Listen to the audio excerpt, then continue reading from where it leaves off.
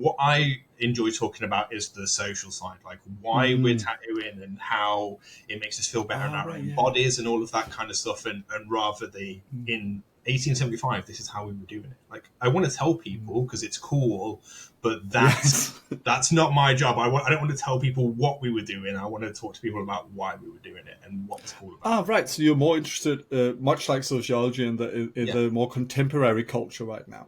And giving people more. That is.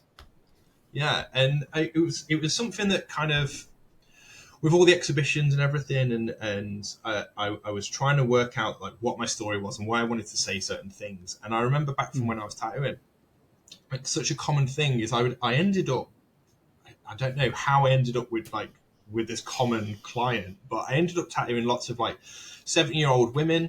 And, you know, as you're tattooing, like, you go, you know, how does your family think about this? You know, especially when it's the first tattoo, like, what do your parents think? What's your partner think? And so many times they would be like, oh, I really fancied this guy when I was 20 who had tattoos. But my dad always said if I'd got tattoos, you know, back in the 60s or the 50s, he'd angle grind it off my arm. They'd kick me out the family or whatever.